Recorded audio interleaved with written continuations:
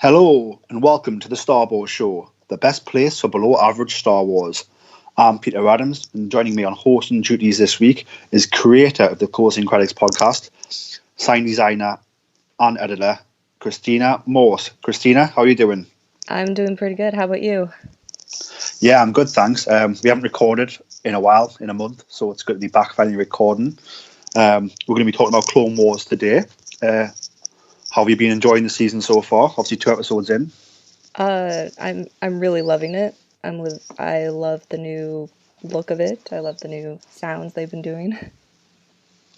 Well, I mean, that's going to, because I've noticed the look of it, because it looks absolutely gorgeous.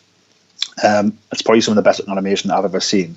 But obviously, the sound wise, sort of, I haven't really noticed anything different. But obviously, yourself being sort of a sound engineer and a sound editor, it's going to be good to get your thoughts on like how that's changed. So I'm looking forward to talk about that with you. Just going back, I just want to start talking about sort of how the Clone Wars is back and sort of the journey back to the Clone Wars, because it's strange how, I mean, if you go back to March 2013, sort of Clone Wars is cancelled. Sort of Disney's purchased Lucasfilm. Clone Wars gets cancelled in March 2013. And at that time, there was 65 episodes in development, which is crazy to think that like 65 episodes were in development and then you've cancelled the show. 13 of those episodes were finished, and that became part of season 6, The Lost Missions. And then there was also some additional arcs. So there was a 4-episode arc that became Darth Maul, Son of Dathomir, the comic book. There was an 8-episode arc that was in those cancelled episodes that became Dark Disciple, a novel by Christie Golden. And then there was also some story reels, which is strange because one was Crystal Crisis on Utapau, which you can watch on StarWars.com and on the YouTube channel. And then the other sort of story reels that got released was for an arc called The Bad Batch, which is funny because obviously episode 1 of season 7 is The Bad Batch. So go show up, even though there was 65 episodes in production when it got cancelled, obviously, do you know what I mean? Like 2 of the story arcs became other media. Yeah. 2 became story reels, and then 1 of those story reels has now been finished and is the opening of the new season. Yeah. So what's your thoughts on that? I think it's quite cool how like, and it makes sense really how like obviously they made the decision to cancel the show, but like none of that work has really been wasted. Obviously 65 episodes in, you would think, 65 episodes, like that's all that's been lost. But as you can see, they've turned some into other media, like comics and books, and then obviously now they're using The Bad Batch to kick off the new season. And I think that's like, it's really clever by the company, really clever strategy. I think it's what happens when you have the same people in charge. So obviously, like Dave Filoni is still supervising director, so therefore he can go back where they left off pretty much on production, almost. Obviously, it looks better than ever, as we've said. But I think that Bad Batch story is actually like the same as it was pretty much in those story reels that were put on. Yeah, and some of them were just shot for shot, weren't they? Like in the episode. Yeah, so I mean, because I've seen the reels, and obviously like it's like it had been shot. Obviously, it hadn't been rendered and had no finishing on it, but like it had been shot, and it looks like, to me, it looks like shot for shot. It's the same. Obviously, just they've rendered it now, they've finished it, and obviously the finishing touches look better than ever, and the rendering is better than ever. Yeah. But the actual like placement, everything. Okay. So I just want to go back to talking about obviously the journey back to the Clone Wars. So obviously we knew it had been cancelled in 2013. Like we knew that, but obviously I read that comic book, the Darth Maul comic book. I read Dark Disciple, so I knew they were meant to be Clone Wars, but obviously Clone Wars are finished. I'd watched those story reels, but for all intents and purposes, I thought it was all done. And then all of a sudden last year at San Diego Comic Con, it's like the 10th year anniversary panel of the Clone Wars, which everyone thinks is going to be like a look back and a celebration of Clone Wars. And then all of a sudden at the end, they dropped the trailer that Clone Wars is coming back. How did you take that news when you heard it was coming back? I saw a picture of what was happening at Comic-Con and I thought it was actually like a joke somebody had made, like photoshopped. I thought, Like a hoax. yeah, because I thought, oh, it can't actually be coming back, can it? And I was very excited that it is, and it is actually back. Because it's some of the best storytelling in pretty much all of Star Wars, and it's really all the people that put it together, and it's it's such a good show, even though some people say it's geared towards kids, but I think it's for everybody. Yeah, I mean, it is an animated show that started on Cartoon Network, so like, of course, it is geared towards kids, but like the things it deals with, the same as what Star Wars. Like Star Wars is made for kids. Don't be fast, George. It's for 10 to 12 year olds, but it deals with sort of adult concepts. It deals with loss. It deals with doing the right thing. Um, it deals with struggling with the temptation to do bad things, which are all important in children's growing up to learn the differences between the light and the dark. So yeah, I think like for me, Clone Wars. I didn't watch Clone Wars till about 2016, so I didn't watch it when it first aired. But like I loved watching it, and that so I would have been mid-20s when I was watching that. And like yeah, like there is some characters where you think and some jokes that are designed to hit for children, but then do you know what I mean? You've got all that stuff with sort of Count Dooku or the politics, the separatists. That's like, do you know what I mean? It's full of richer Star Wars lore for the Star Wars fan of any age to be like, Joe is I'm in this story and I'm getting so much knowledge and and I'm getting to know these characters more. You learn more about Obi-Wan and Anakin's relationship. Obviously, you do get in A New Hope where Obi-Wan's like, oh yeah, he was a great friend, an even better warrior. And then here you go, you see their bond more. And obviously you see how much of a good of a warrior Anakin is. And then you also see the tragic flaws, which is again, like for more like adult fans, you see Anakin and Obi-Wan sort of Anakin pulling away from Obi-Wan and not trusting him with certain things where Obi-Wan is Anakin's guy, is in his corner 24/7. So if Anakin did just trust him more, then do you know what I mean? Maybe we wouldn't have the outcome we got at the end of Revenge of the Sith. So yeah, so like I remember obviously the 10-year anniversary panel, and like I usually like try and watch these panels, or if they're not being streamed live, I'll try and like watch them being like a live tweet of it. But with this one, obviously, like it was meant to be like a celebration of 10 years of Clone Wars. So I thought, oh, I'll catch up on that later because like it's just a look back at the season on the 10th anniversary. Yeah. So and then then I just looked at my phone and it had blown up online because it was just like Clone Wars is back, Clone Wars back. I was like, what? Like that's not what it was about. And then like actually digging deep and they dropped the trailer, which that trailer was so simple because it was just like obviously the clone helmets and the voiceover. They had the sort of the blue scripts in like a war left unfinished until now, which was like simple but effective, like very emotive. And then obviously, like I said, then you have the helmets and the voiceovers. And then like must have only showed about like 5 seconds of new footage. And that was like Anakin with the clones on the landing strip, and then Anakin and Obi-Wan looking at the Bo-Katan and Ahsoka transmission. Yeah.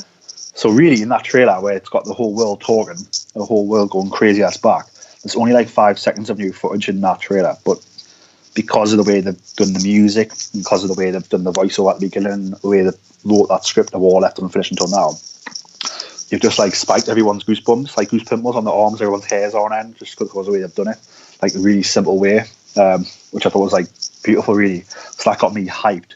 And obviously, I was already going to Star Wars Celebration in August, so I was like, oh, I can't wait to see the Clone Wars panel. And then that's sort of the next step in the journey as we get there, and then the Clone Wars panel's on. And that panel was really cool. Were you in that panel, Christina? I was not. But I imagine you watched the live stream. I did. I watched it later. Yeah, so like I was looking to get into the panel, and like yeah, it was just crazy. Like all the cast being there, the way Dave was talking about it,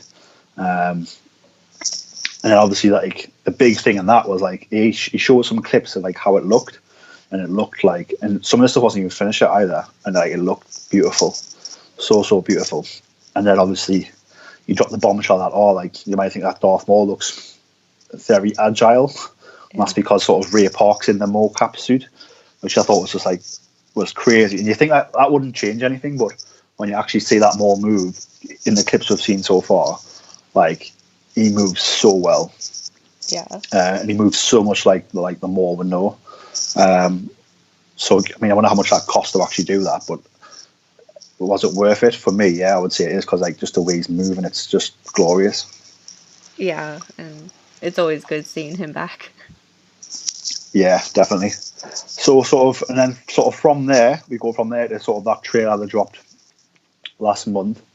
Because it sort of went quiet from Celebration for a long time. And I was like, when's this trailer coming? And it was funny because like last month, I'd be tweeting with a girl called Melissa, who does really good art, by the way. You should go and check that out. But I was like, oh, like when's this trailer coming? Like they need to start promoting it now, or why aren't they promoting it? And then like that day they dropped the trailer, which was again glorious, beautiful to see more of that Maul in the more caption suit, Ray Park in the more caption suit. And that looked awesome, and that set up sort of like it's coming in February 21st on Disney Plus. So that was the journey back. So it was sort of like a crazy journey of like,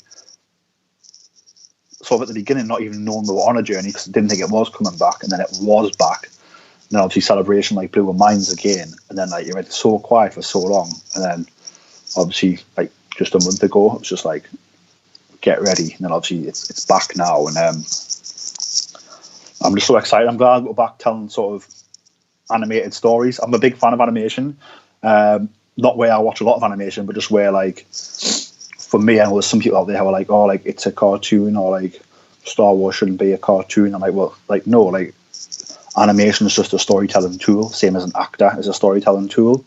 So like if the story is good, then the story is good, whether it's being told in animation, live action, whether it's someone doing a one-man show. You know, I mean, if the story is good and you're using the right tools, then like that's going to come across in the storytelling. That's going to grip me as a viewer or as a consumer of the product. Yeah. And that's what I found with Rebels and with Clone Wars, both of them.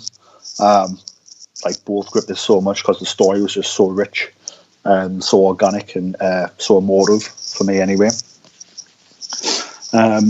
So how excited were you going into sort of the Bad Batch airing? Because I know for Disney Plus for you guys in the US, it airs early in the morning, doesn't it? Like 5 a.m., is that correct? And it goes live? Yeah. Sometimes I swore it came up at like midnight or 1 a.m. or something. But it depends. Sometimes the Disney Plus app doesn't always refresh itself quick enough. Right, yeah. And do you know, obviously West Coast, East Coast over there, does it drop at different times on the different coasts? So is that something you know, or is that? Oh, I have no idea. I know over on the West Coast, for me, things usually should drop around midnight, but it usually, like Mandalorian would come up at like 12:30 in the morning. Yeah. No, awesome. So how excited were you for sort of the first episode, The Bad Batch? I was super excited, and as soon as I saw the characters, I'm like, this is very Ninja Turtles, and I really, really love Ninja Turtles, so I love these types of characters, just how they are. I was just really excited just to see more Clone Wars. I didn't really care what it was going to be about. Yeah, I was the same sort of. I knew the first episode was The Bad Batch, and like I had seen those story reels from the sort of unrendered episodes from back in 2013 that were released in 2015. I think it was they were released on there.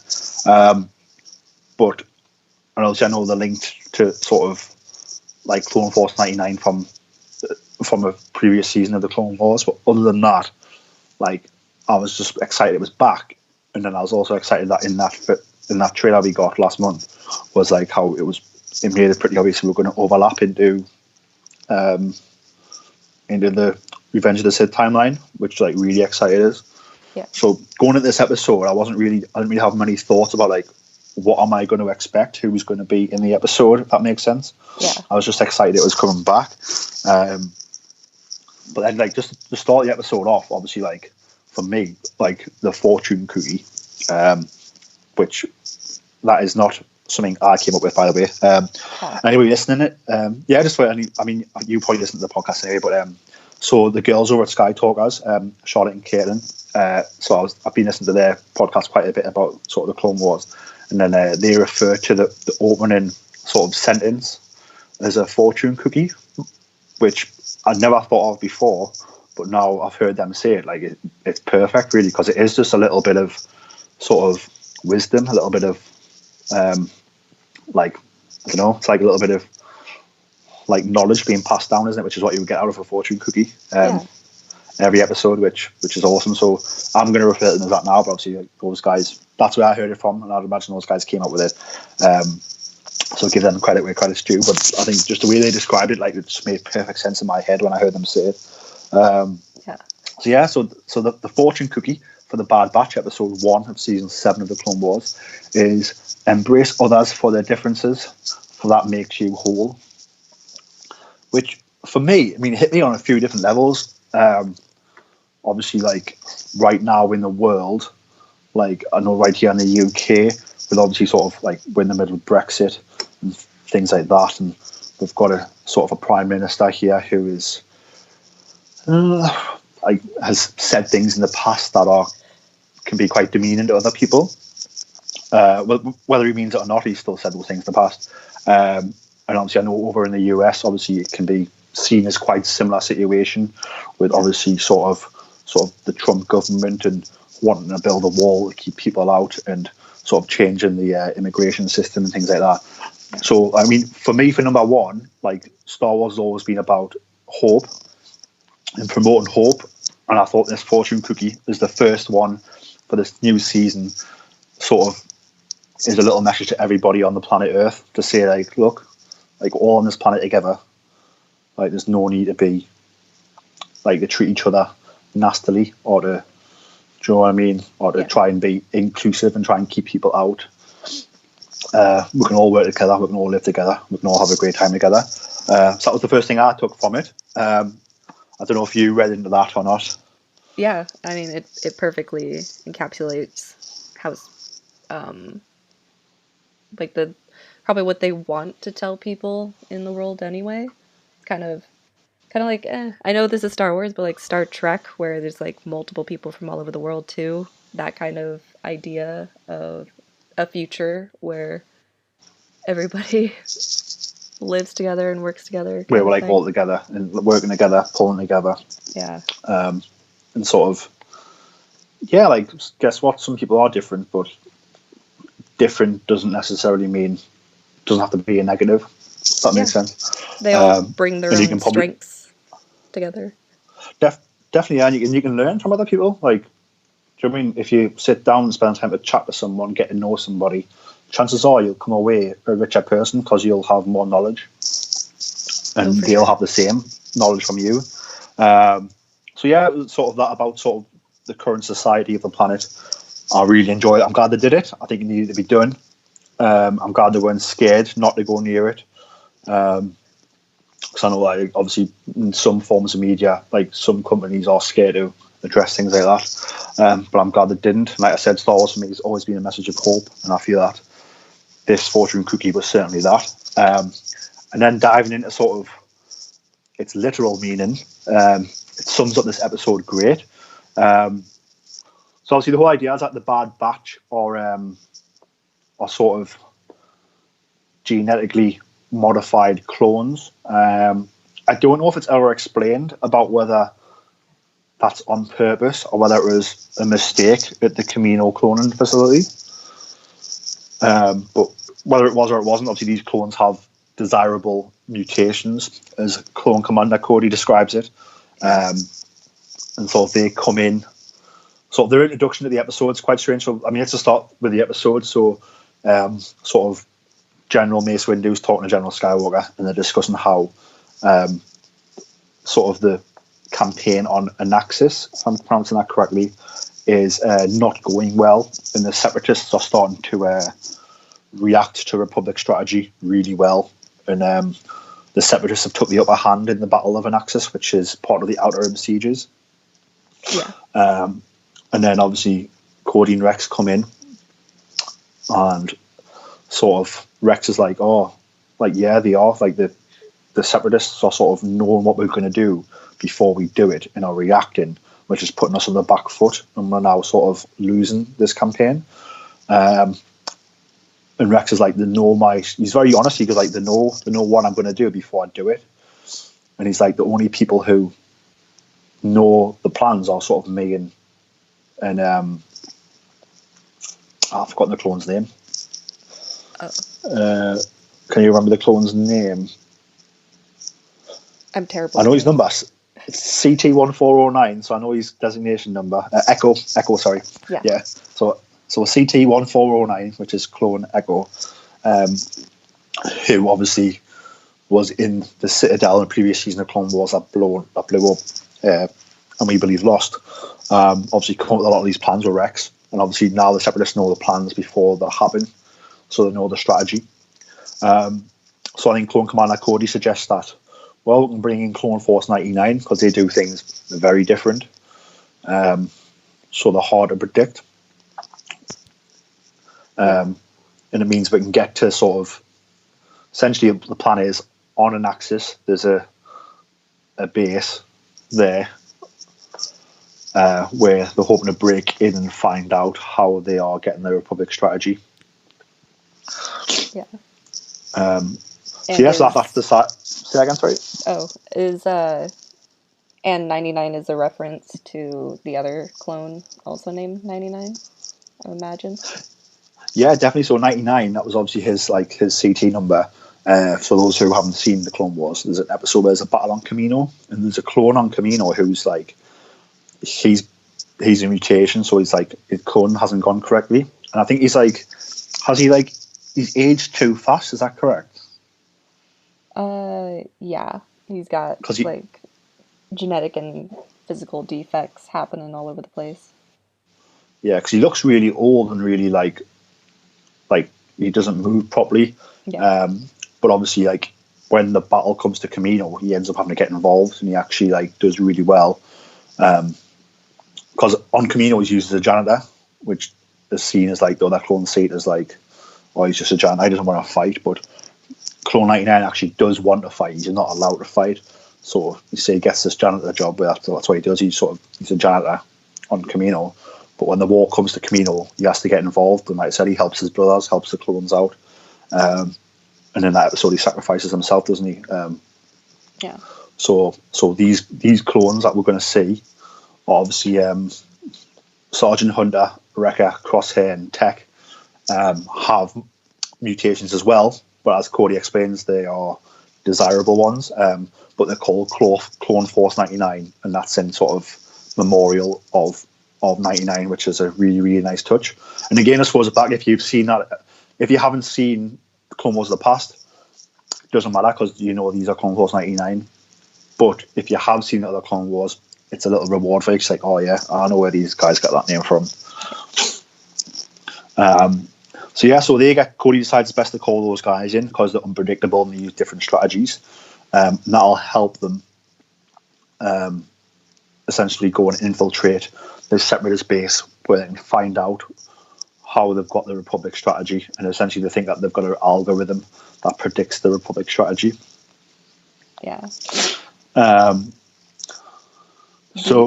Do you have a favorite of the Bad Batch so far?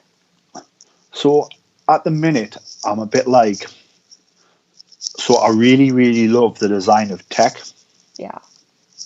Like, I love the way he's got those goggles and the way they come down. I love how he's quite like, he almost seems like an introvert, which I think's really, we haven't really seen that side of a clone before. So that was really like a new personality trait. So that was really cool to see that. Like I said, I love his design, the way his helmet looks, his goggles. Like it's still very clone, but it's very different. And I like how sort of he shouts out instructions when he spots things. So like when they're shooting things out the sky, and he's like, oh, like that way, and he tells them like the the coordinates and then the shooting stuff. I think that's really cool how they listen to him when he's saying things, because when he is saying things, he doesn't talk much. When he is saying things, it's important information that they can use. Yeah. So I like his design the most. I haven't really gone attached to any of them emotionally yet, because I don't know them enough yet. So we'll wait and see what happens there. Like for me, Wrecker. So he's like the giant one who's like a super soldier. He's like a strong man. He's the one I probably like the least at the minute. Because I mean, again, he's definitely designed there for the way he goes on. It's designed there for the children, which is good because that's what the show's designed for. But like, I think he enjoys like smashing things up a bit too much, and he's always like cheering and like chirping on like quite a lot. Yeah. And I'm like, but you are in the military, so you might do this a little bit, but probably not at the level you're doing. But again, like I said, it's there for the kids, and the kids will be like, oh, like he's crazy, which is what he's meant to be. So I mean, I get why he's there, and it does make sense. And I bet like, I haven't watched this with any children yet, but when I watch it with my cousins and stuff and my nephews, like, I'll probably be looking to see what their reaction is, and I bet they're going to love Wrecker. Yeah. Have you got a favourite? I am actually liking Tech. I wear glasses, so I always gear towards the characters that are cool and techy, and he reminds me of Ninja Turtles. So, I mean, is it Donatello? Is that the blue one that's all techy too, or is it Raphael? I'm really bad with names, as you're starting to notice, but they remind me very similar of each other. Yeah, so Donatello he wears the purple, and he's the really smart one. So yeah, I love Ninja Turtles. So I'm really glad you came up with that analogy that they're similar to Turtles. So yeah, so you've got like, obviously he's a bit like, Tech's a bit like Donatello. Sergeant Hunter's obviously like Leonardo, the leader, who wears the blue. With Wrecker and Crosshair, it's strange because like obviously Raphael's my favourite turtle, and that's because he's the darker one. He broods quite a bit. He has a lot of self-doubt. He's quick and get angry very quickly, but he also like loves his other turtles the most as well. Yeah.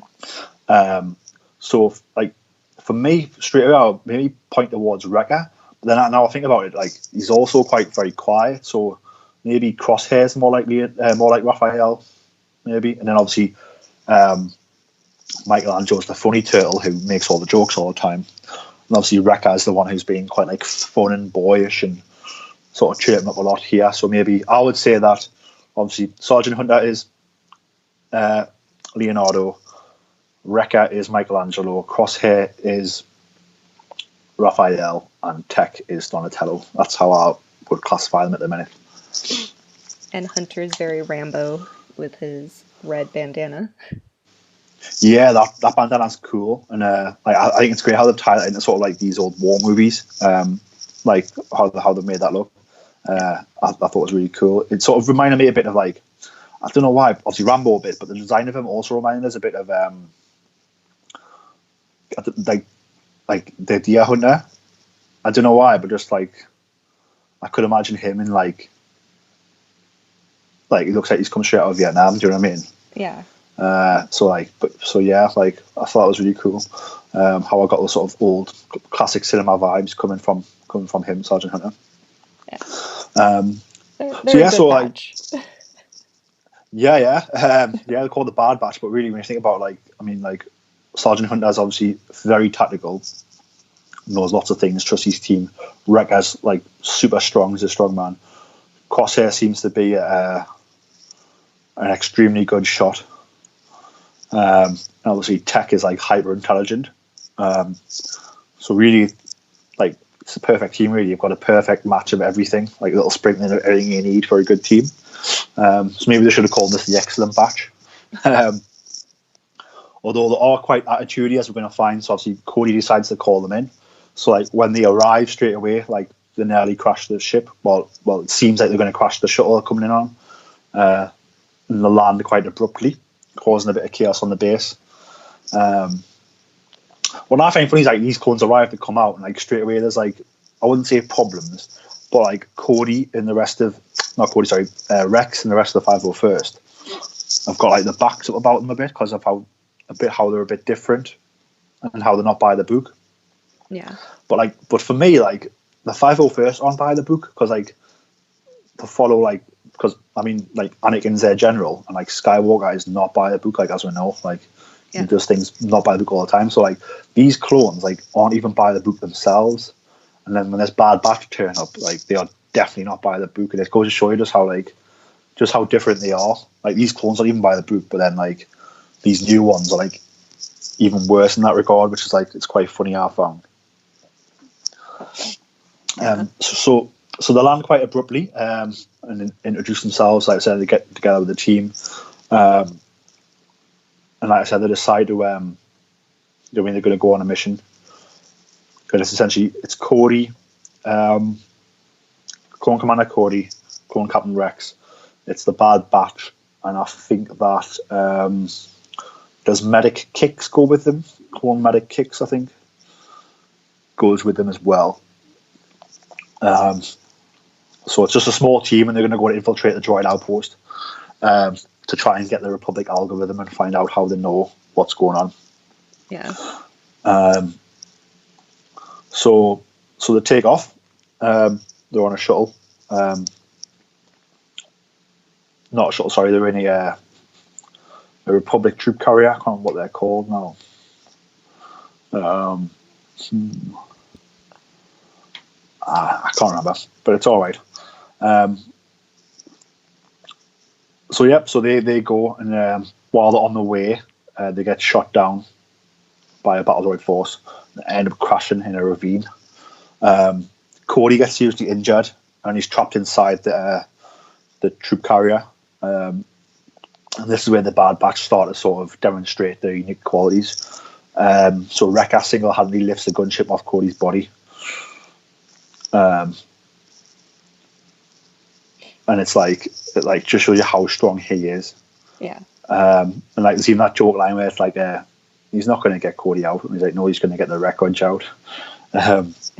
So he managed to get Cody out there, but Cody is injured quite badly. So obviously like the call for like backup and Cody and that happens there on. So what happens next is obviously like battle droids come and sort of engage them in that location. And that's when sort of the Bad Batch go to work, and they're using like strange strategies of like charging at the battle droids, and they're using bits of damaged ship as like a shield, almost like Roman soldier-esque. It's got that big shield that they're putting down, and then they're throwing, like I said, tech shouting out coordinates, and they're chucking grenades and then shooting them. So again, like tech shouting out the coordinates, Wrecker's throwing the grenades, I think it's Wrecker, and then obviously Crosshair is shooting them. Like I said, they take these droids down. And that's when they decide, right, we've dealt with this threat, more going to come, we've still got a mission. Let's call in the transporter, get Cody out of here with the medic kicks, so them two get out. And then, like I said, it's just like the Bad Batch left with Clone Captain Rex, and they go forward towards the droid cyber center, I believe it's called. And they make their way on foot, guided by Hunter's extraordinary sensory capabilities. So he seems to like be able to sense things before that happen. Like he must have really good smell, hearing, good feeling, I would say. Yeah. There's a bit of tension here as well, where like obviously Rex is like, it's my mission, I'm taking control of it, and like Crosshair and Wrecker are a bit like, no, like we're the Battle Batch, we don't really do. Like Hunter's like in charge. But Hunter actually intervenes and says, no, like Rex is in command. Like, let's just move on, get on with the job. Which was like really cool because obviously you can see these Bad Batch, like they do have like strange tendencies. So like I said before about Wrecker, Wrecker's very much like quite boyish and shouts a lot and like can get carried away very easily. But like again, right away here, like Sergeant Hunter like knows that about him, and like I said, nips that in the bud straight away and calms them down. Goes, no, look, like we're not here to fight over who's in charge. We're here to get here and get the information. So yes, like Captain Rex is in charge, no problem. Which I thought was really cool because it was sort of, when I was watching it, I was like, oh, they're teasing like these clones being at each other's throats, and I was like, you can't go on all episodes because they need to come back and be like together. So I don't want to have to choose between the 501st and the Bad Batch. Do you know what I mean? Yeah. It should be a case of like, no, I like the clone, I like the Republic, like they're all me buddies. So, but then obviously the way Hunter reacts to it is did bring it back for us, which I was pleased about. Well, that's probably tied toward the fortune cookie thing at the beginning with the embrace others for their differences, for that makes you whole. 100%, yeah. I'm glad you brought that up. So, like, one of the things I find awesome is that, like, instead of having like a plot to go off, I wonder what comes first. I wonder if they like have the fortune cookie first and then base the episode off the fortune cookie, or if they create the episode and then write a fortune cookie to be like the episode. I wonder which way they do it. I don't know which way they do it, but it's cool how, like, imagine if they got given the fortune cookie and it's like, right, design an episode about it. Yeah, it's kind of like a little lesson to be learned every episode from whatever conflict definitely. that's in it. Yeah, so here you go. You say that like they're not really embracing each other as much as they should, but then Hunter's like, well, no, like we do need to like listen to Rex and we'll move forward. And then, as we're going to say, I think like obviously these are going to start off not being quite as friendly, but I think obviously we haven't seen the whole arc yet. But by the end, I think you're going to see that they do embrace each other because they do know different things. And even Rex, he's the same. So like he'll come in, he's different than those guys, and they'll all work together. Like I said, it'll make them a really good whole team. Yeah. So essentially, they get to the cyber center to get the vital information. So they quickly overwhelm the outpost droids garrison and they capture the command and communication center. While trying to hack the cyber center's computers to investigate its capabilities, Tech intercepts a message which announces the impending arrival of heavy droid reinforcements. So they haven't got a lot of time now. Like, more droids are coming, and it's not going to be good. So Rex picks the team up, which is good. So Rex, Crosshair, Clone Jesse's with them as well. I forgot about that. So he went with them as well. So Rex, Crosshair, and Jesse keep the guards occupied, while Hunter, Tech, and Wrecker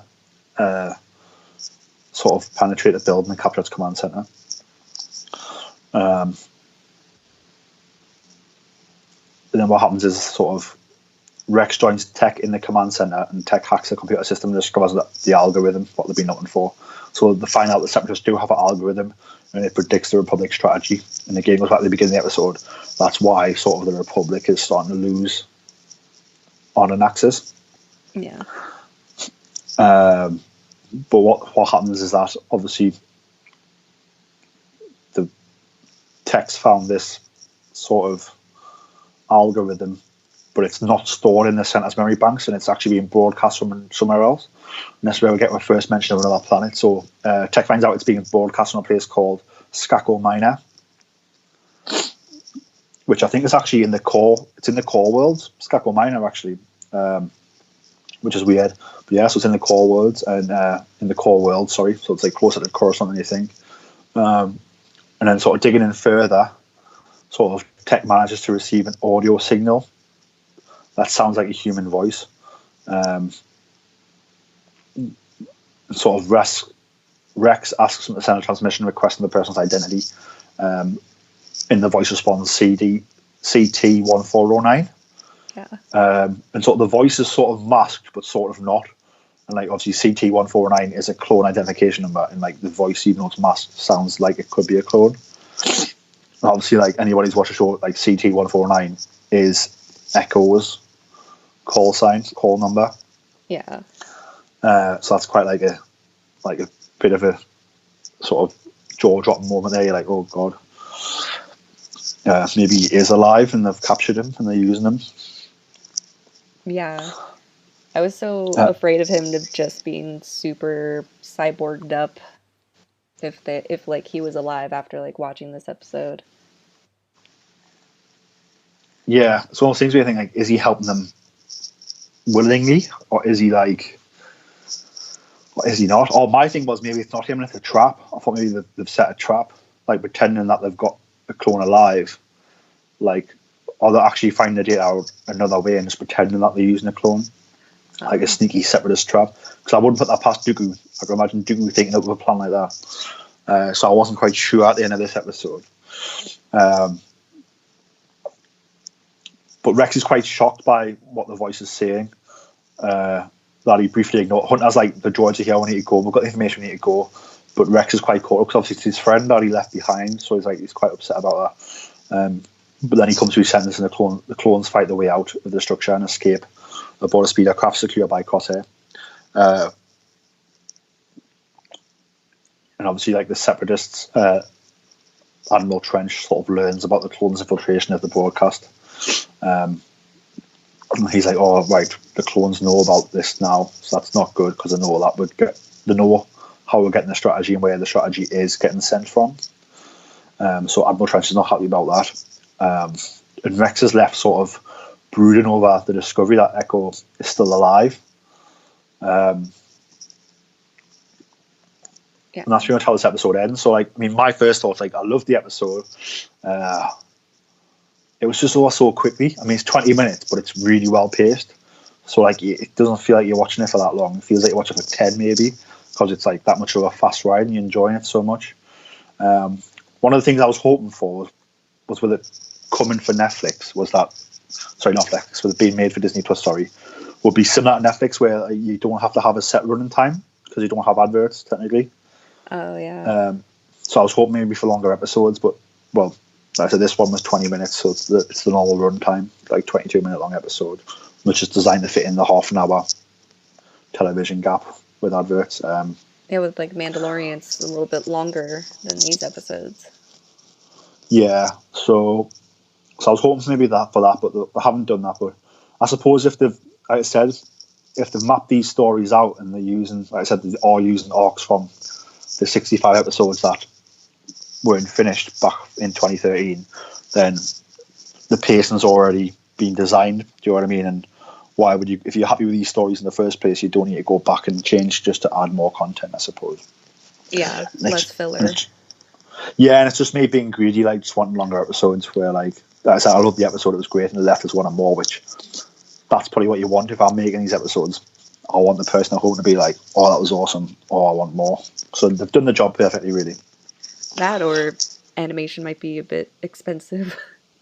Oh, I think it is, and obviously the way this animation looks like for this, because I've always thought seasons 1 and 2, you can tell that because obviously they did all the animation in house at Lucasfilm, and Lucasfilm didn't have an animation department at the time. Yeah. So they were sort of learning as they were going, which is like the George Lucas way, really. So that's really cool. And then by season 3 of Clone Wars, like the animation proper kicks up a gear where they've like figured a lot of stuff out. But then this season 7, the way this looks is just like, I say, it's absolutely phenomenal. Like the way Anakin's hair moves when he's walking, like do you know what I mean? The way like the robes move, like how swift their attacks are now, the way the clones move, like it's the way the blasters are firing, like it's so beautiful and so slick that like it must have cost a lot of money. It's very cinematic. Very, yeah, like shot for shot. Like I said, if you took the characters out and put actors in the place doing the exact same thing, it would look like a movie. Like that's how realistic it is, which I think is awesome. Yeah. Just little cool things for me, like so, like in the beginning, there's like Cody and Rex looking after that old picture, and it's like Cody, Rex, Fives, and Echo, and it's got them in the Phase 2 armor, which I thought was really cool, like a callback to the beginning of the war. So that was cool. I really enjoyed that. I really like the opening, like towards the beginning when they're in the kind of hangar and they're flying through the different characters.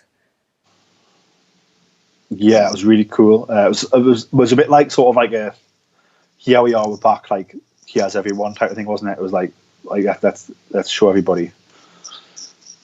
So I really, really did enjoy that. Did you have any like favorite parts of the episode apart from the beginning? Uh, I I do also like how it's compact and just what is it like 20 something minutes of content with just giving us enough information that we want more, and so it's not too much information that they can not stretch it to, what is it, 12 episodes they're going to have this season?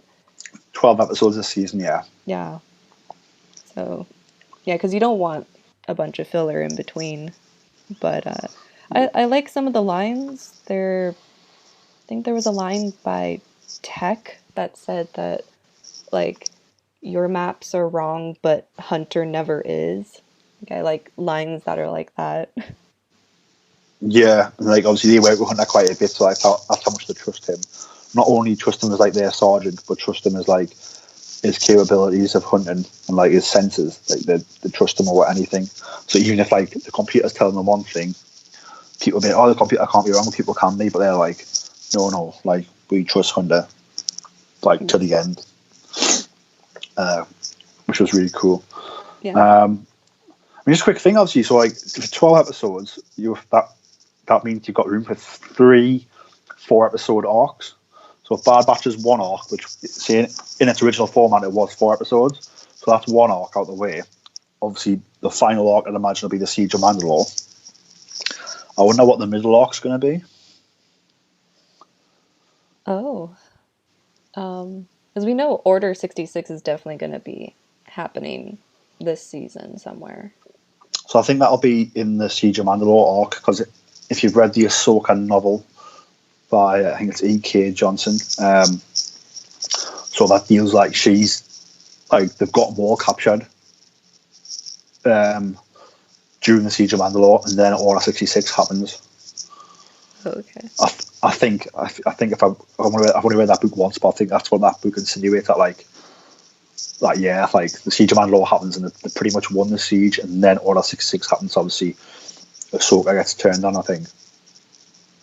Okay. I'm pretty behind on the books, but they keep putting out like 20 books a month pretty much, and it's very hard to keep up with. Yeah, I'm behind as well. I've read more than most people, except for Ian, who's usually my other co-host who comes on sometimes. Ian's well ahead on the books. So I've read those ones are easier to read because I think it was designed as a YA book. I think so. It's not as long, and B, it's the dialogue and sort of the passages aren't as like gritty, if that makes sense. Mm-hmm. Like it's so it's a really fast and good read. So I'd recommend picking that up actually if you're going to enjoy. I think it would add it. I don't think it would make the show any more enjoyable, but I think it would give you some extra levels of knowledge going into that. Maybe. Oh yeah. Or maybe that's opposite. Maybe it's better going in with no knowledge, and you might enjoy the show more.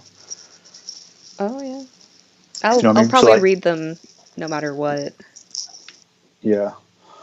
But yeah, so it's just called Ahsoka, and like I said, it's by E.K. Johnson, and that was a really quick read. I enjoyed it quite a bit, and you get some Clone Wars information at the beginning, and then obviously it delves straight into sort of the Fulcrum era of Ahsoka. Yeah. Like Ahsoka before Rebels, and how she meets Bail Organa and becomes Fulcrum and stuff. It's really, really cool. Also explains how she gets white lightsabers, which is also really cool. So I think read that. Like I said, go and get it and read it. Like I said, it was a quick read, so you won't be there too long with it. But yeah, so let's move on to the next episode. So episode 2 is called A Distant Echo, which the title is brilliant because we just learned that Echo is possibly alive, and that's who they're using to sort of create this Republic algorithm that's helping the Separatists win the war. But again, they found out that it's on Skako Minor, which is in the core worlds, so it is far away. And a distant Echo is obviously Echo in a cave. It's far away, but he's called Echo, which I thought it's simple, but brilliant. If that makes sense, It's a simple title, but brilliant title, and I think that's, I don't know. I love things that are simple and brilliant. It really does excite us, and I think that's just a brilliant title.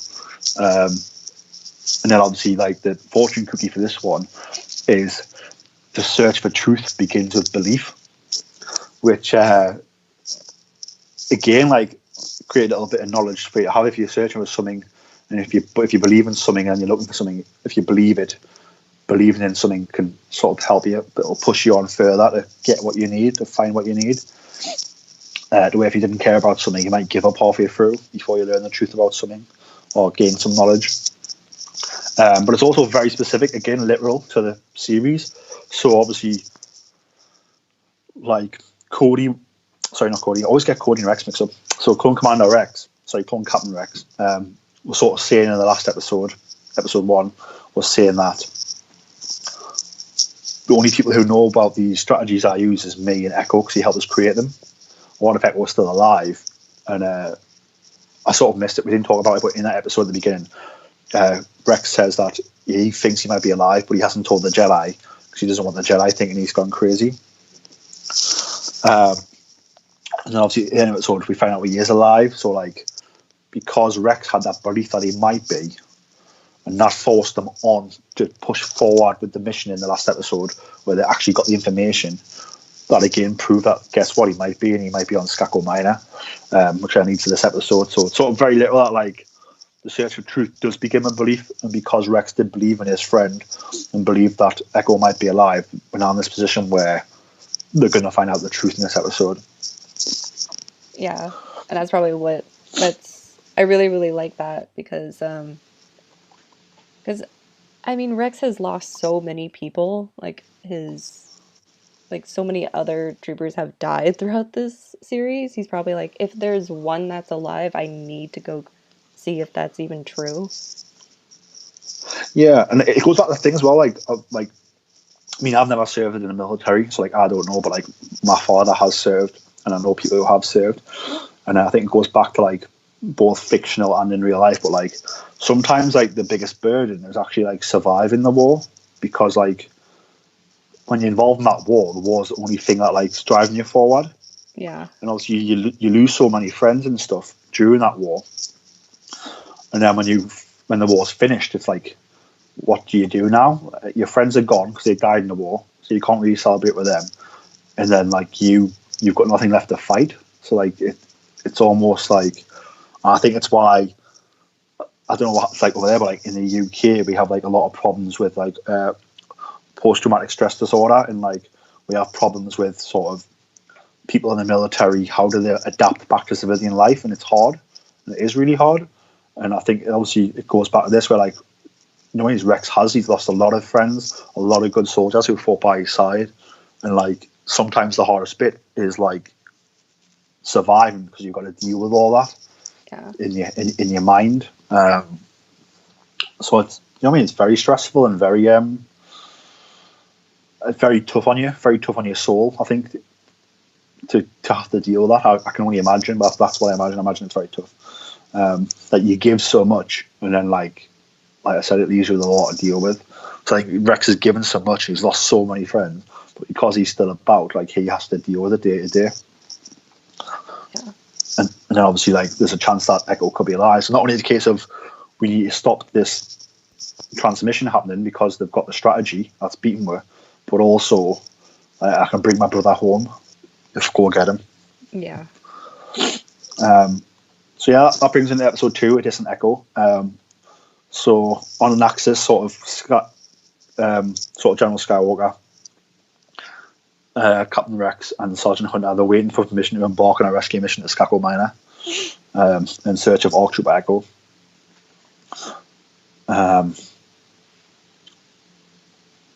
Obviously, because it's a core world planet, I believe it's, I don't know if it's the home world or not, but I believe Skako Minor is it's definitely affiliated with the Techno Union, who are obviously part of the Separatist Alliance, but they're also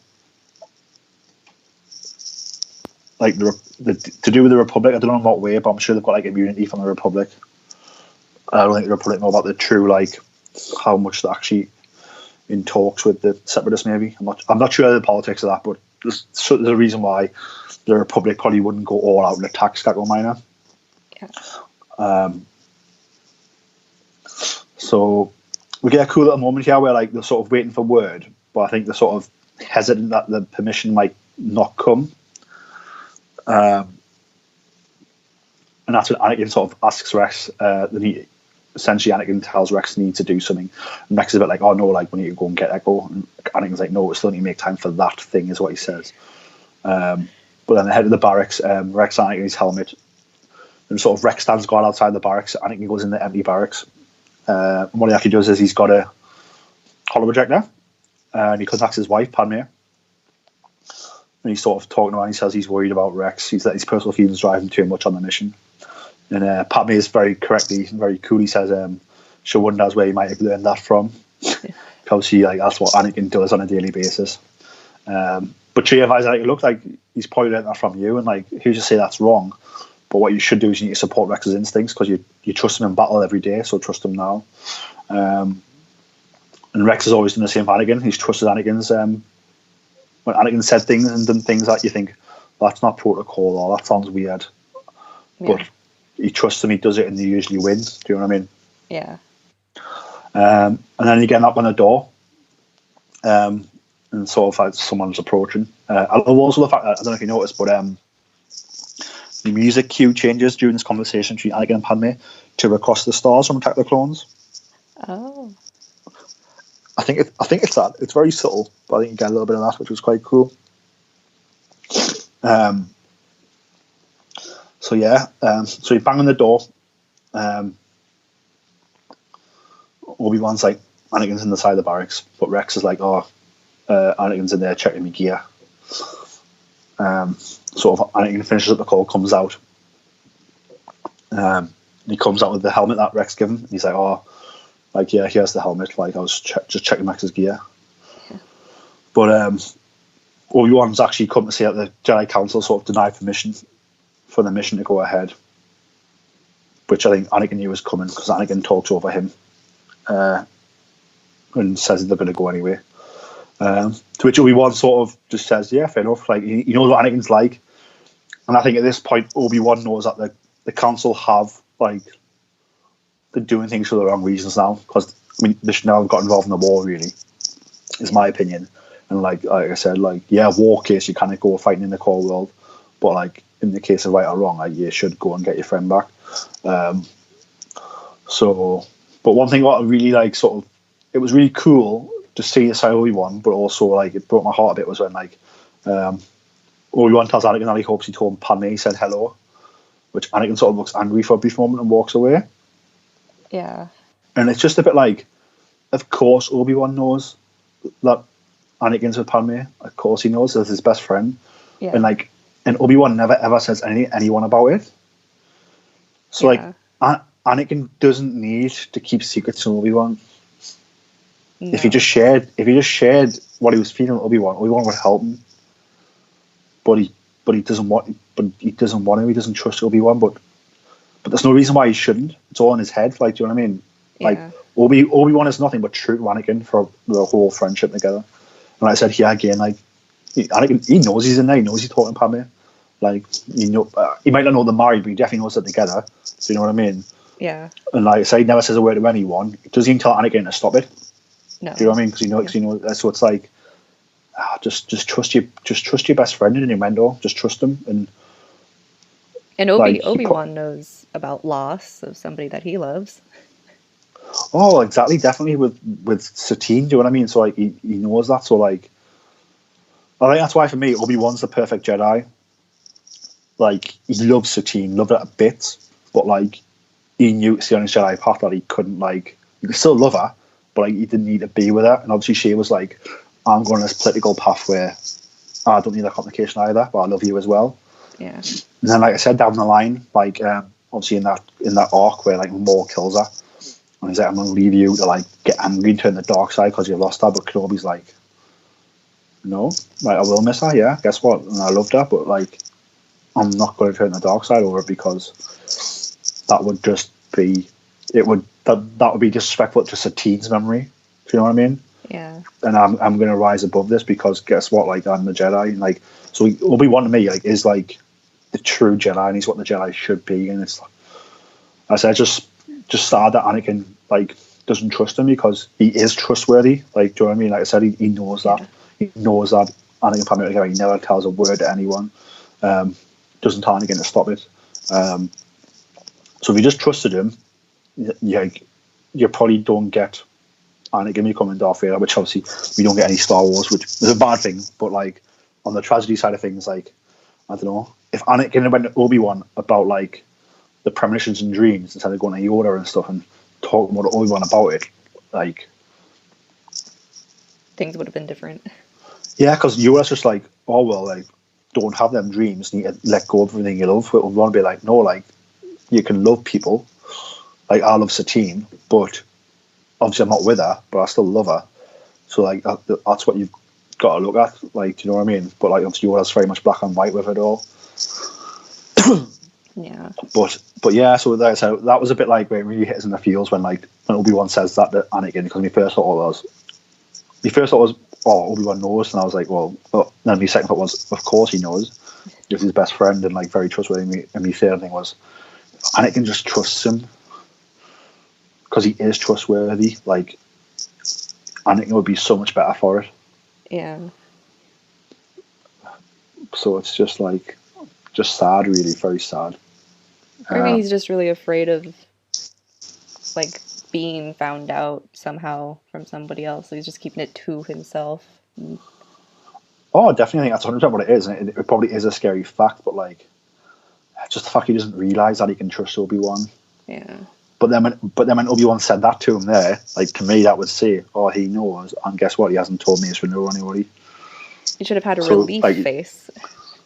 Yeah, it's like, so yeah, like, if anything, like, Obi-Wan sort of saying, like, look, I do know, and like, you can trust me, because guess what? I know that I'm not told a soul about it. And I'm here if you want to talk about it. But you've walked away again. Don't want to talk about it. So it's just, I mean, Star Wars is tragedy, but like, that really did hit me in the feels quite a bit. Yeah. And because we know how this ends up, yeah, it's even more impactful and hurtful.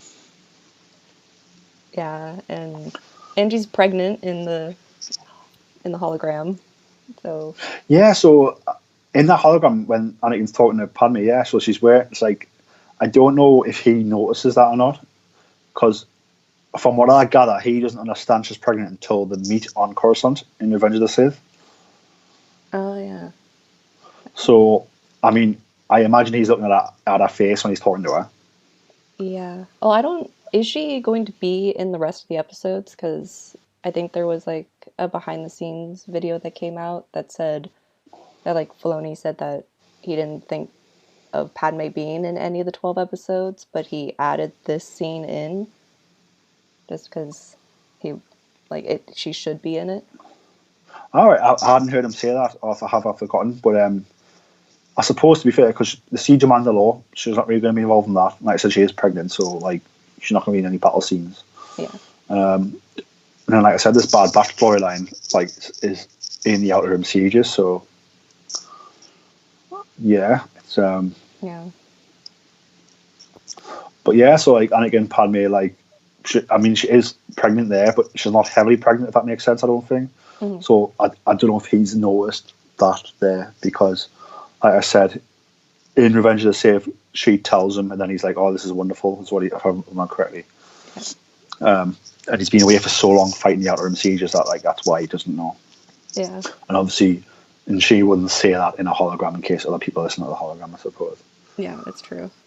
But yeah, so like I said, she is showing just to show us that she is pregnant. But obviously, Anakin is watching the hologram, but he's also the hologram's like his life size to scale, isn't it? Because he puts the thing on the floor, I notice, but he puts the holo receiver on the floor.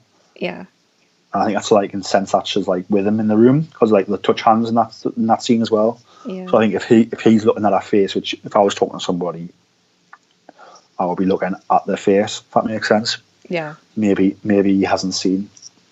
Or maybe they've just dropped the continuity issue, but I doubt that. I think Dave knows, so I imagine it's all right. But yeah. So yeah, so after that discussion between Anakin and Padme, which is really cool to see and show the love together, but also show that Padme pointing out Anakin that like, well, Rex is probably not like you because he works with you all the time. Obviously, when you work with other people, it does influence you. Again, it goes back to that fortune cookie from the first episode. Embrace others for their differences, for that makes you whole. Where Rex is, he does act like Anakin because they work together so well now. So like, and here Rex has been a lot like Anakin. Anakin's like, oh, well, don't be like that. But then Padme's like, oh no, he's being like you would. So you need to go and support him. Like he supports you all the time on the missions. So it ties back to that as well, which is like really cool. So it goes back to sort of Anakin, Rex, and Force 99 prepare for their assault. So they take a shuttle and they go into hyperspace to go to Skako Minor.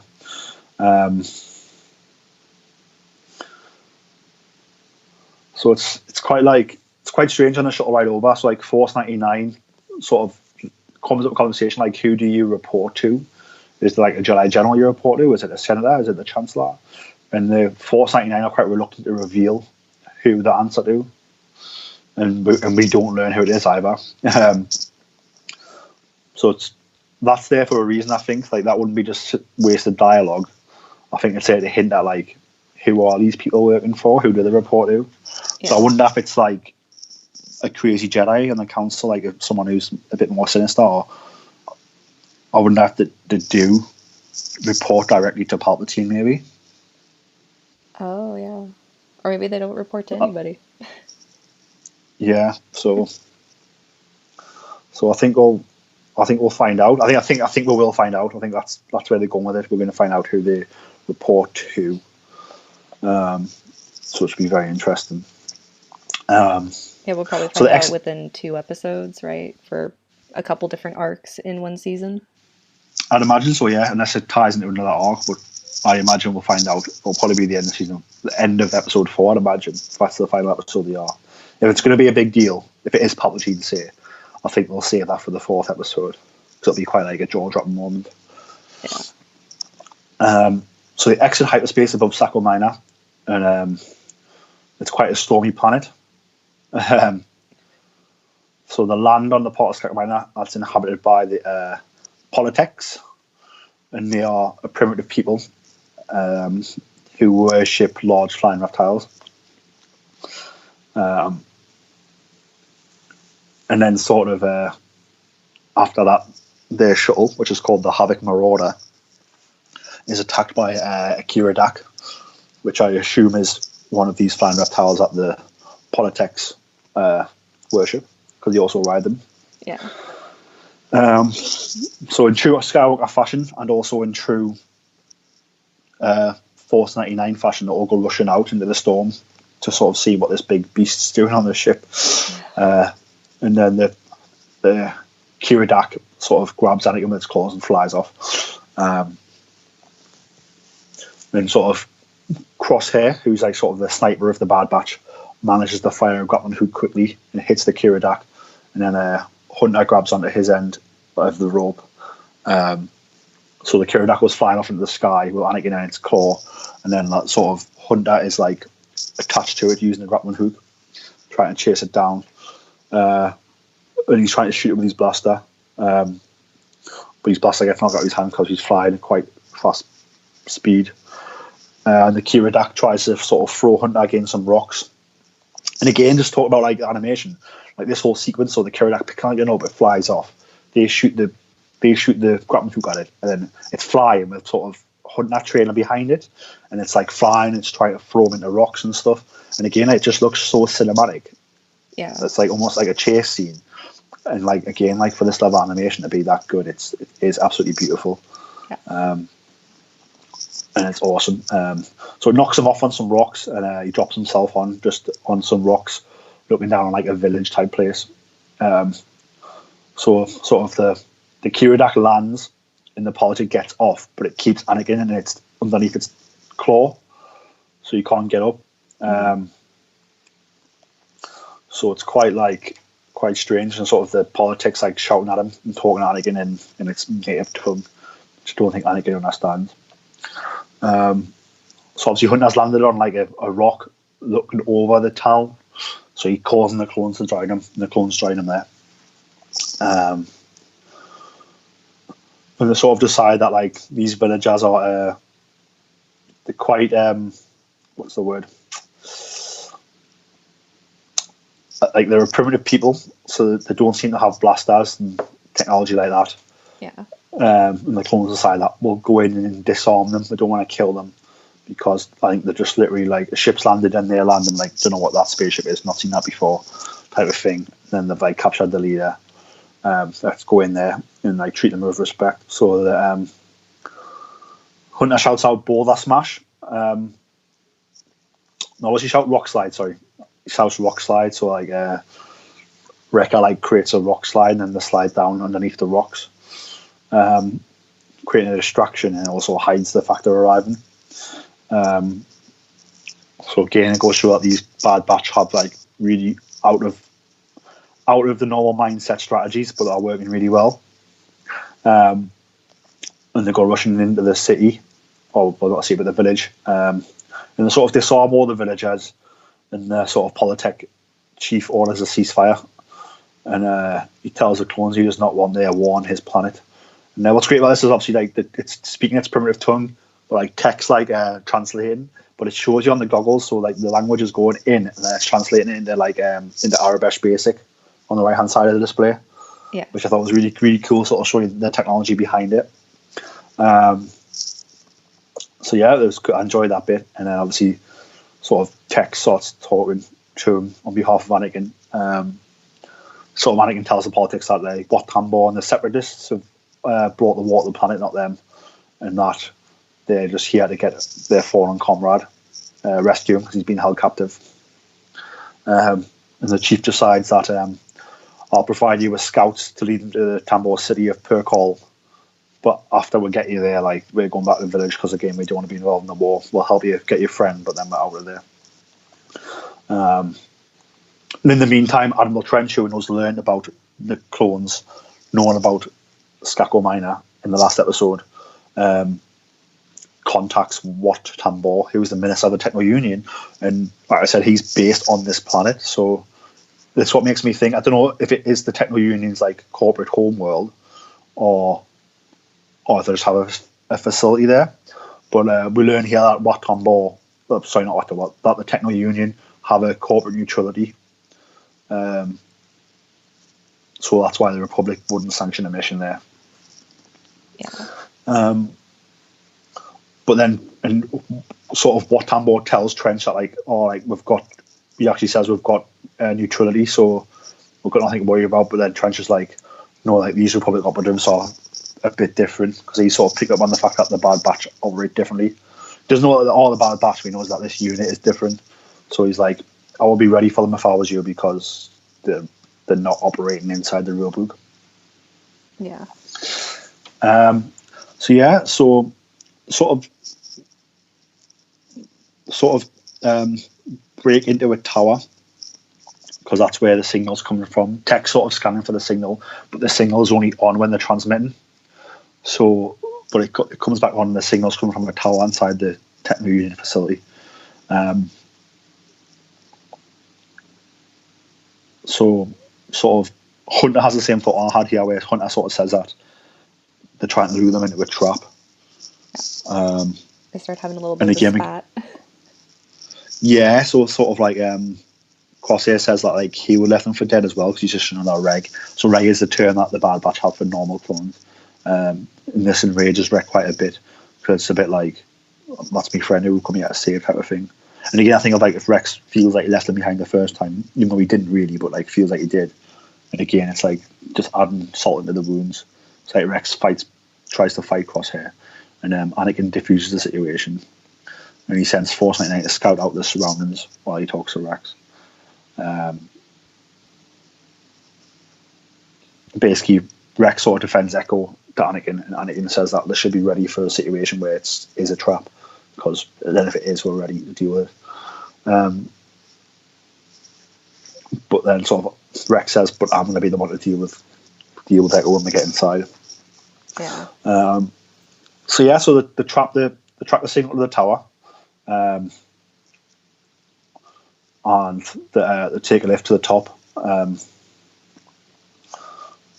So Anakin reminds the clones on a stealth mission, so they have to avoid sort of blowing things up and be quiet, which for this Bad Batch could be difficult. Yeah, and there's like the get out of the lift, and there's some like D-wing air support droids.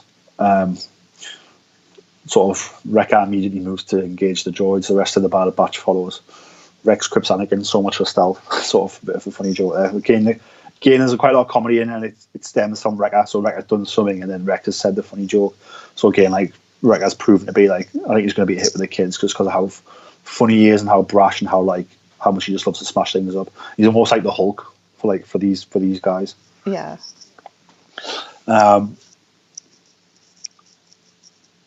So yeah. So it's That's in this around the bit same time that has, like, I laughed so hard when, like, battle droids flew off and just go, why? Yeah, that was really cool. Again, the droids, the battle droids are there for, like, there's people are like, oh, like, the battle droids talk funny, and are like, why they're always, like, saying things that are, like, designed as, like, jokes, and because it is designed for children, and, like, obviously they're there for, like, the humor, and, like, they are really funny. They're proper in your face, slapstick funny. I think the battle droid. And again, more of it here, because they're all throughout all the Clone Wars, but then, like, here again, just that little cut them in the line. I think it's like, it does just bring. It's been quite a tense episode, and then you get that little bit of relief there, where you have a bit of a laugh, and then so it's really good. So they're split up while they're searching the facility, and basically what happens is sort of a fight ensues. A little bit. Sort of a big fight ensues, and sort of what Tambor sort of tells them that, like, oh, like, you guys have, like, ruined the techno union's neutrality, you violated it. But Rex is like, that, no, you violated it by the fact you brought a Republic prisoner at Skywalker Minor. And then Tambor claims Echo is dead, which causes Rex to call him a liar. And sort of a side character, one of Tambor's advisors, sort of orders the droids to execute the clones. So the clones fight more the droids. Anakin joins in, he's fighting them. Get to see Jedi in action, which is really cool. They destroy all the droids. Tech opens a door, and Rex and Tech head into the large lab, and that's where they find Echo confined in a stasis chamber. So Echo's sort of been drugged, and he's completely unaware of where he is or what he's doing. There's sort of tubes coming out of his head and, like, limbs, and, like, I've noticed, like, one of his arms has been replaced with a prosthetic, like, piece, and I don't think his legs are cut off at the bottom, aren't they, I think.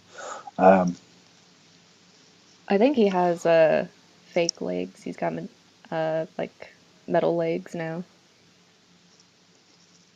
Yeah, and sort of Rex and Tech deduce that Echo's been kept unconscious by the Separatists, and they've, like, remotely mined his brain for information on the Republic strategies on Anaxis. And Rex sort of confronts his old comrade, and he and Tech begin freeing Echo. So it sort of ends with a sort of get Echo out of there. And it was quite tragic. I mean, my first thing about it was, like, because they sort of, like, showed you the stasis chamber, and they opened it, and it was quite slow, like, for the big reveal. Yeah. And then when you saw him inside it was just tragic when you saw that, like, well, he's only got, like, one arm, he's lost some of his legs, he's got tubes in his brain. It was almost like, I don't know if you've seen RoboCop, but, like, when I think it's when, like, they realise that RoboCop was the policeman, and it's all a bit like, oh, like, but he's not that person anymore, and it's like, obviously we don't know that, but obviously, like, Echo doesn't resemble Echo anymore. Like, has he lost his humanity almost? We don't know. We'll find out next episode, but it was quite tragic and sad. And, like, the way I've been watching Picard recently, and, like, obviously that's dealing with, like, sort of the return of the Borg. Yeah. And, like, I thought he looked very Borg-like where he was in. Obviously, you've seen, like, how horrible the Borg are, and, like, the strip you of everything that makes you who you are.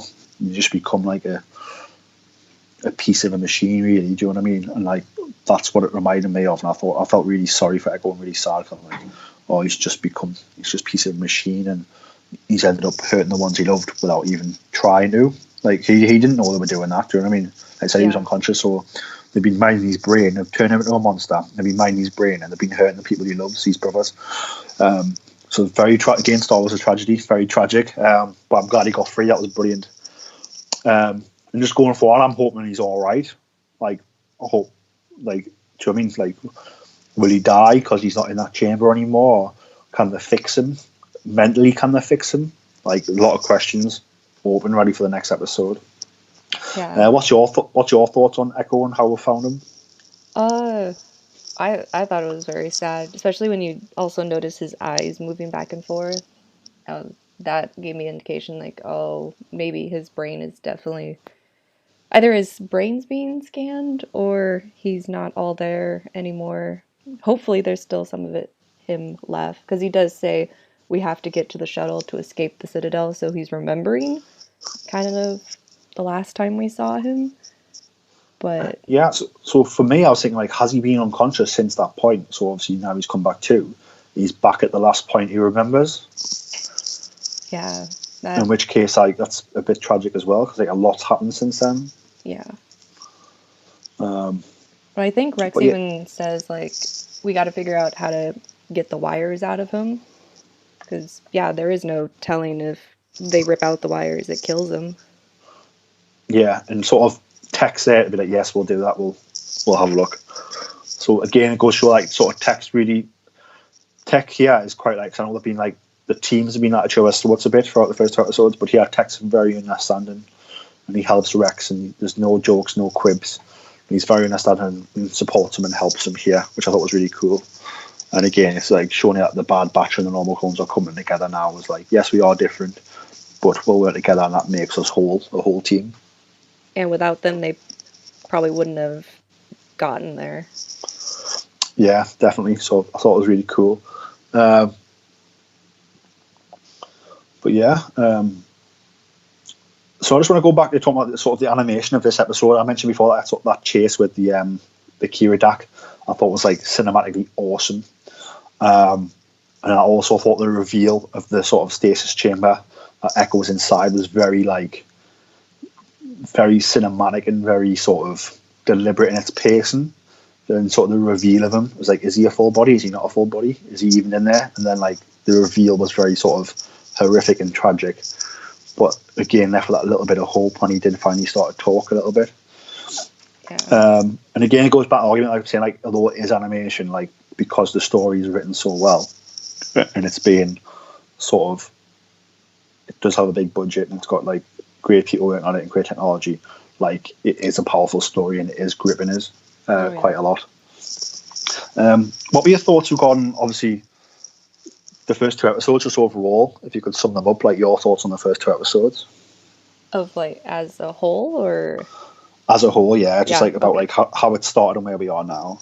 I think it's a really good starter. It gets you in.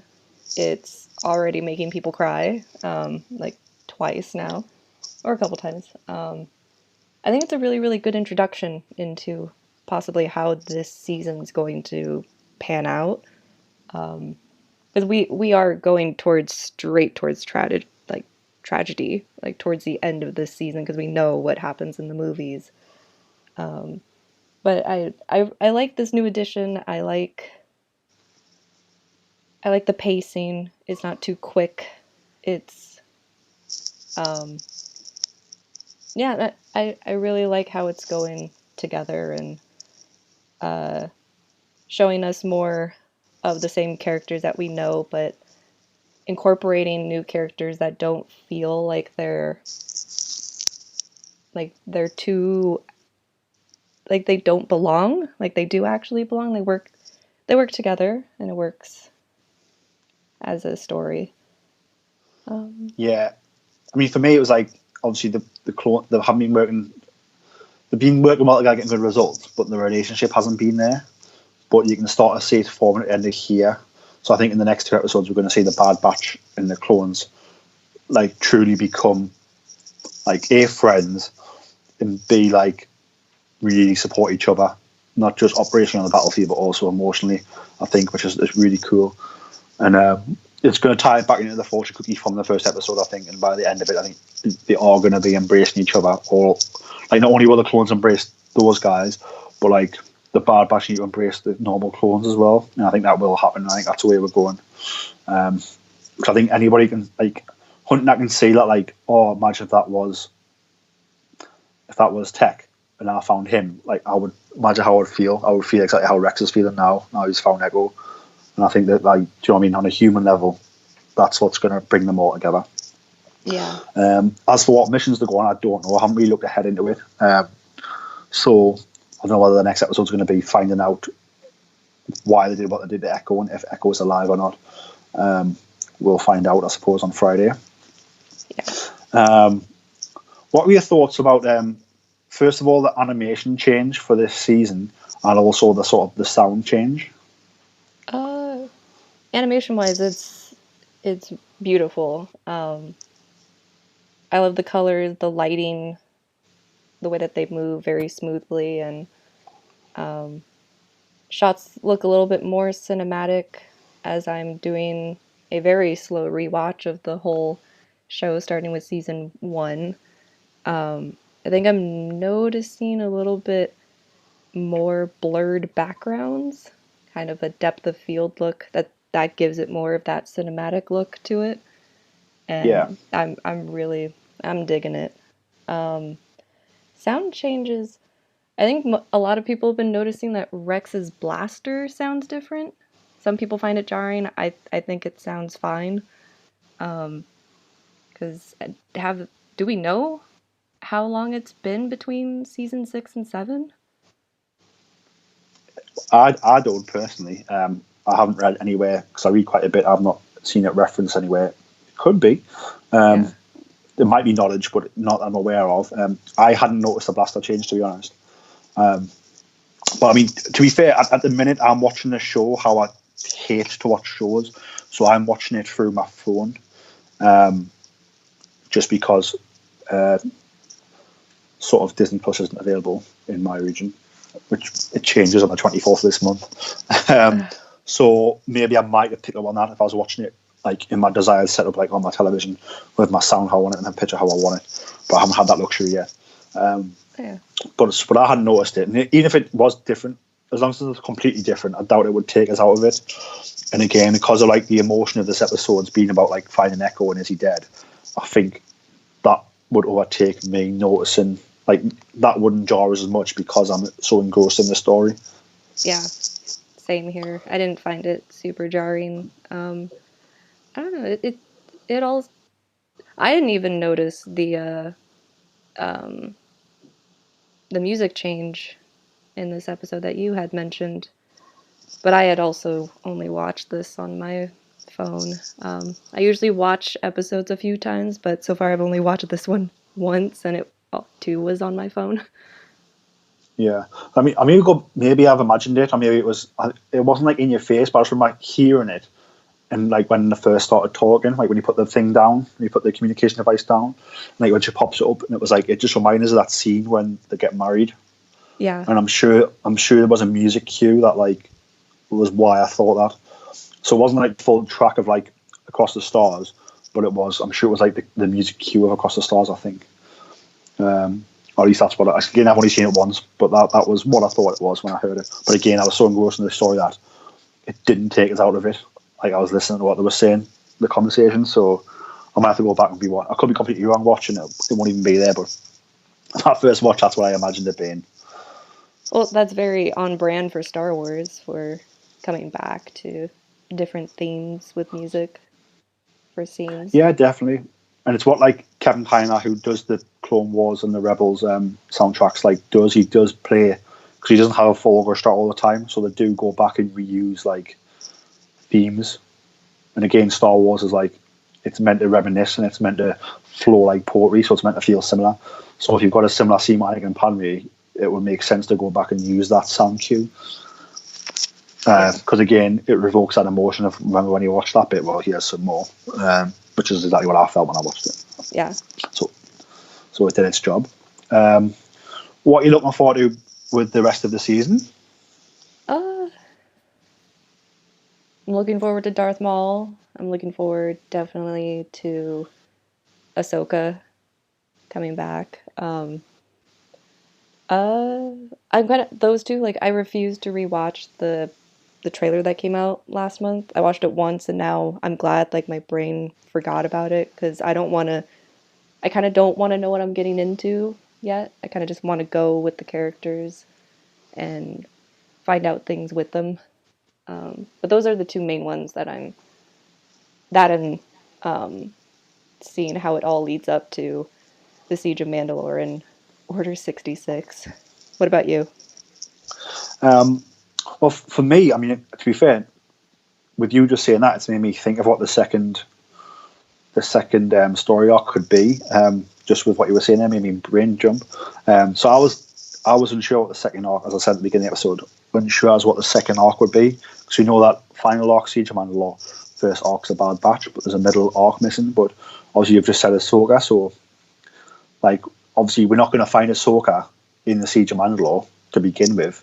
So I reckon the middle arc is going to be Ahsoka's struggles with civilian life and not being a Jedi anymore, Yeah. and then how she ends up going from that to actually being like, guess what? I still do care, and I can still be a positive force in the galaxy. And then say I hook up with Bo-Katan, hopefully. I'll be the second arc, I think, and I think that'll be awesome. What I'm looking forward to more, like, because I watched the trailer a lot when it came. Like, I think I watched it like 20 times that day, and I've seen it a few times since. Although I haven't watched it in the past like few weeks, so I might do the same as you. Actually, it's good advice, and I'm not gonna watch the trailer anymore until like the story's finished, because there'll be some bits in the trailer that I've forgotten, and there won't be that seed in the episode that I remember, which will be cool. But I'm looking forward to Maul coming back. I think Maul's awesome, a great character. And it's I always great think to revisit characters that we all know and love. Because is there 65 episodes or is there 100 episodes? I don't remember over these 6 seasons. there's over 100, you know. Because I remember there was a cool video dropped on StarWars.com where it was like a 100th episode like celebration trailer or something, which it would have dropped before I watched it, but I've seen it since. So I'm sure there's over 100 episodes. So I that's mean, it will be plenty of because time to like get to know these characters, and I think that's really great storytelling from Filoni and the crew to keep people engaged for 6 seasons who want that seventh season to come back and want to see more of the same characters and what they're up to. yeah, definitely. I think like for me, what I want to see is how it. I didn't think it would dial into Revenge of the Sith as much as it's going to. Yeah. So I'm really looking for. I love connectivity in my Star Wars. It's one of my favorite things, and because usually it's so subtle when it's done as well. So, like, I think by the end of this, I'm going to be quite an upset mess in a good way. As in, the story's going to like, it's going to really not so much changes because I know what's going to happen, but like, we're going to have to sort of readdress the tragedy of this period in time in the Star Wars galaxy. I think it's going to hit even harder than it did the first time. Yeah. And I'm like sort of excited for that, Same. but also like get the tissues ready because we could be crying quite a lot. Oh yeah. I'm already set with so many boxes. Like every week I'm like, I'm ready. I'm ready to have a good cry. Yeah, awesome. Well, I think that brings an end to the episode, Christina. So thanks very much for joining us to talk about the first two episodes of season 7 of the Clone Wars. You'll have to come back on. I think we should review them two at a time. So once the next two are out, you'll have to come back on and we'll review episodes 3 and 4. Will be great if you'd be up for that. Yeah, for sure. Thanks for asking me to join. No problem. This is my favorite thing about like having the podcast is that like obviously like I met you at Celebration Chicago, and we chatted a little bit, but obviously we've sort of chatted more on social media since then. And obviously you've got a podcast yourself. Obviously the Closing Credits podcast, where sort of I listened to that and then I was like, wow, this person can really like speak in like do you know what I mean? I was quite impressed and I really enjoyed listening to you talk about the things you talk about. And I thought, normally that's someone I want to have a conversation with on my podcast. I need to get this person on. So I'm glad I reached out to you and I'm glad that you sort of said yes. But speaking of the Closing Credits podcast, do you just want to tell us about the Closing Credits podcast and where people can find it? Oh, and thanks. They can find it anywhere you can get podcasts, at least I hope. It's a podcast where I'm trying to go through every job in the closing credits of a film and interview each of them to try to educate people into what everyone does and just how many people it takes to create the film that they love. Um, and yeah, I wanted to learn along with other people, and so far I've had one person from the Star Wars universe. David Acord came on, who also works on the show. He works on Clone Wars. I think all the other cartoons of like Rebels, Resistance, and the movies. So that was fun to talk about. But yeah, that's my podcast. It's not that And, much. and have you got any more Star Wars guests lined up for any future episodes? Uh, I've got a few in the works, but that's the beauty of podcasting and interview podcasting is scheduling. Scheduling is always really hard, but be on the lookout for this month. There might be another person from the Star Wars world coming on. I'm excited.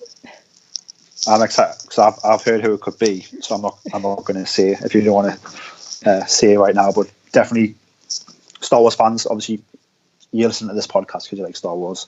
That's all we talk about. But Christina's podcast, the Closing Credits podcast, is the episodes so far. They're not too long. They're under an hour long so far. But like Christina's guests and the way Christina interviews them is sort of get straight to the point and speaking about how these people sort of got in the industry, how they work in the industry. And for anybody who loves film, should listen because you're going to learn a lot. And for anybody wanting to get into the film industry, obviously a lot of Christina's guests are sort of industry veterans and sort of not only to tell you what it's like in the industry, but also tell you how they got in. And obviously it's hard work, but they give you sort of insight and tips into that. So if you're looking to get into the industry, if you're working hard but looking for your sort of way in, sort of listen to this podcast because it might give you a few extra things to try. Where can the people find you on social media yourself, Christina? I'm pretty easy to find on pretty much Twitter, Instagram is both Christina with a K, Morse, Morss, so it's just first last name, super easy to find, and podcast would be at Closing Cred, so yeah, super simple to find me.